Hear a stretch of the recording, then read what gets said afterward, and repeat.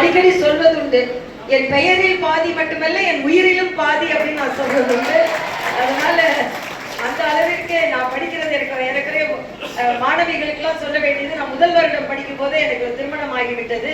என்னை முழுசா படிக்க வச்சு, இப்போ உங்களெல்லாம் இப்படி படிக்க வைக்கிறாரோ அது மாதிரி என்னை முழுசா படிக்க வச்சு என்னை டாக்டர் ஆக்கி அரசியல்வாதி ஆக்கணும் அவங்க தான். அதனால அவங்க கை வச்சா நிச்சயமா அது துலங்கும், நிச்சயமா அவங்க வளர்ச்சி அடைவார்கள்.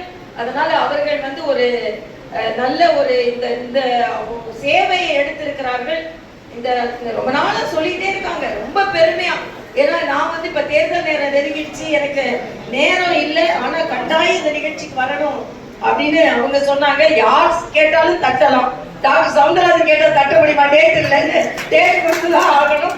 அதனால நான் இந்த நிகழ்ச்சிக்கு வந்திருக்கிறேன். எப்பவுமே நம்ம பாசிட்டிவ் திங்கிங் உள்ளவங்க, பாசிட்டிவ் திங்கிங் உள்ளவங்க ஒரு இடத்துல போய் நெகட்டிவ்னு ஆகணும்னா நிச்சயமா அது மருத்துவ இன்வெஸ்டிகேஷன்ஸா தான் இருக்கும்.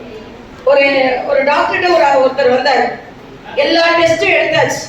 உடனே அவர் சொன்னாராம், டாக்டர் இல்ல எதுவும் நெகட்டிவ்னு சொல்லிடாதீங்க, எதுவும் பாசிட்டிவ்னு சொல்லிடாதீங்க, ஏதாவது ஒண்ணு நெகட்டிவ்னு சொல்லிடாதீங்க, ஒன்னே ஒண்ணு பாசிட்டிவ்னு சொல்லுங்கன்னு சொன்னாராம்.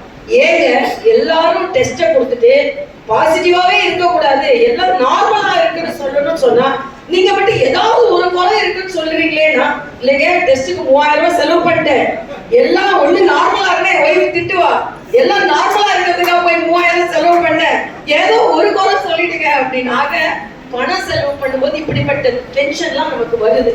முற்றிலுமாக இலவசமாக எல்லாருக்கும், அதுவும் இப்போ பாலமுருகன் சொன்ன மாதிரி கர்ப்பப்பை வாய் கழுத்து புற்றுநோயும் மார்பக புற்றுநோய் தான் அதிகம். நம்பவே மாட்டீங்க, ஏறக்குறைய 2 லட்சம் பெண்கள் 300 பேருக்கு ஆரம்ப புற்றுநோயை நாங்கள் கண்டுபிடித்தோம்.